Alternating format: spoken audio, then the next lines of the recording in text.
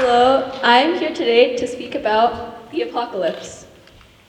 So, in 1999, the FBI released a 32-page strategic assessment report titled Project Megiddo, highlighting the potential for domestic terrorism in the United States in response to the upcoming millennium.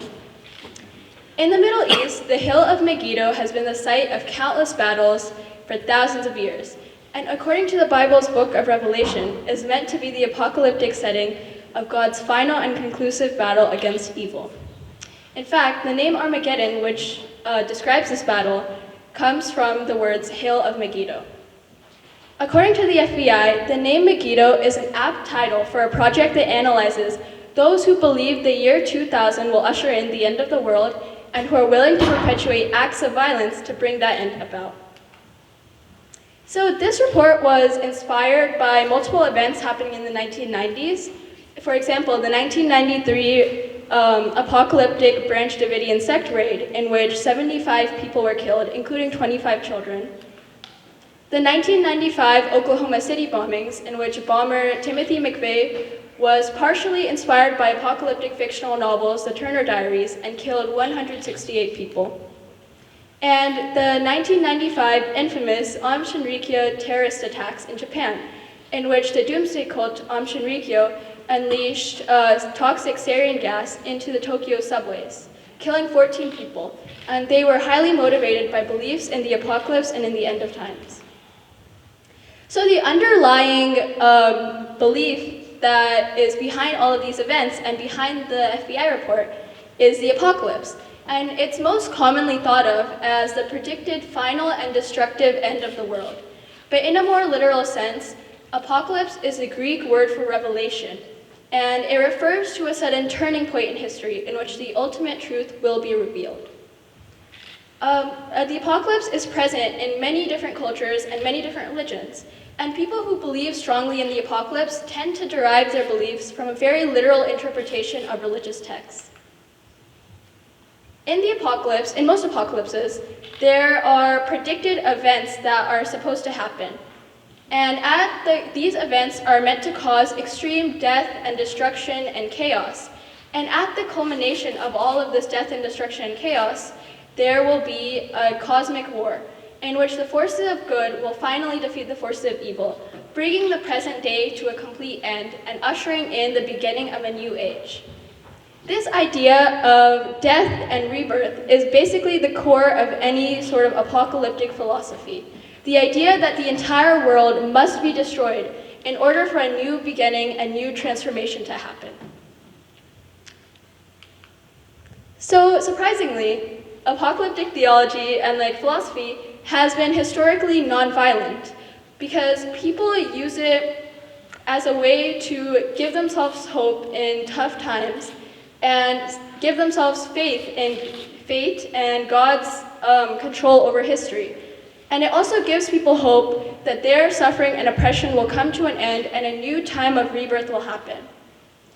And originally, the apocalypse, earliest forms of the apocalypse, occurred in Jewish believers who were being oppressed by Roman and Hellenistic empires, and they channeled their suffering into describing resentful, violent scenarios that had occurred to them in visionary experiences, which is where the revelation part of the apocalypse comes from. And these people, they thought that the world was so terrible, was so violent, that ultimately there is no purpose in resistance, and the only thing they could do was to wait for God to give them justice and a new beginning. On the flip side, the violence that you typically see associated with apocalyptic cults and doomsday groups happens when people start to think of themselves as part of the apocalypse. When they start to think that they have a role to play in bringing on the apocalypse, that they are God's agents, God's instruments in bringing on this new age. And this idea is very compelling whenever you divide the world strictly into good versus evil, us versus them. When you start to think that you are on the side of God and you are basically justified in whatever violent actions that you take, especially if those violent actions are directed at the people that you deem evil. So this gives us the perfect formula for holy wars, crusades, and basically any form of religious violence. And people with this belief system tend to think that they need to destroy the world in order to save it, which is why many people accuse them of trying to force the end to happen. Surprisingly, the apocalypse isn't just an extreme or fringe cult belief, and is actually permeated into many aspects of American society. One Pew Research Center survey states that 39% of all US adults believe that we are currently living in the end of times. And this popularity can be justified when you think that the apocalypse gives people purpose, and it also gives people stability, because they are able to fit current events that are going on around them into an apocalyptic timeline in order to conclude that the end of times is near.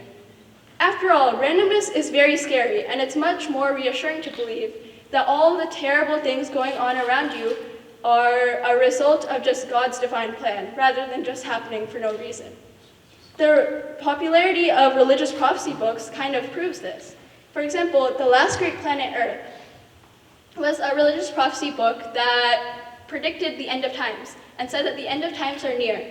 And it's considered one of the best-selling nonfiction books of the 1970s. And it sold 35 million copies by 1999. Additionally, another example of the apocalypse in American society is the prevalence of doomsday preppers. People who fit all of the current events going on around them into this apocalyptic timeline. They think the world is ending soon. So in order to prepare for the imminent apocalypse, they stockpile supplies, weapons, and they build bunkers in order to prepare. And one reality TV show called Doomsday Preppers kind of highlights people who believe in these types of things. Surprisingly, the apocalypse also plays an influential role in American politics. One historical example would be the Cold War, in which many religious groups who believed in the apocalypse saw the nuclear age, saw the new weapons that were being created that had the power to destroy the world. And they saw this as a sign that the world was coming to an end. They saw themselves, like the United States, as God's instruments, as on the side of good, and the USSR and communist countries as on the side of evil. And they believed that Armageddon was coming between these two powers. And so they justified stockpiling nuclear weapons and continuing the arms race because of their beliefs.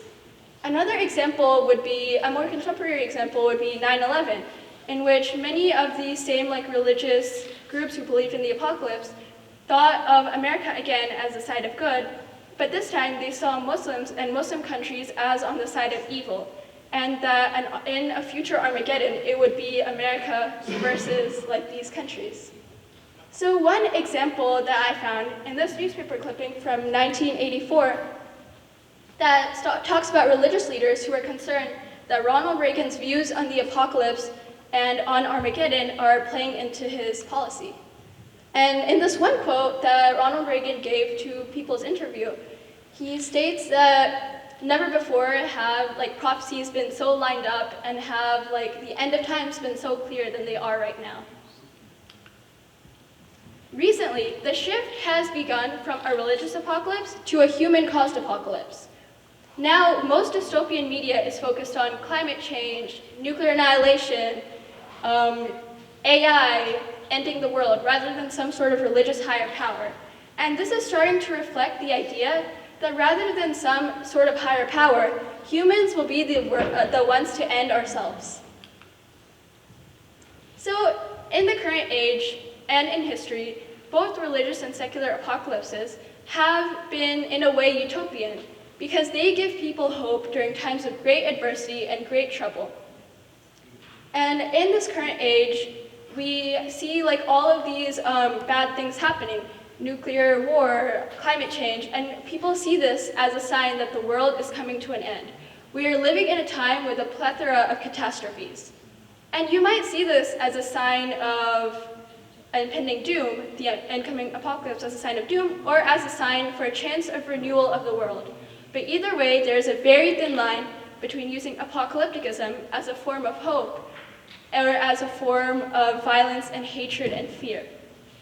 And since apocalyptic beliefs are permeated in American cultural consciousness, it's important to understand these concepts, to understand why people make the decisions that they do, have the beliefs that they do, and commit the actions that they do. And thank you.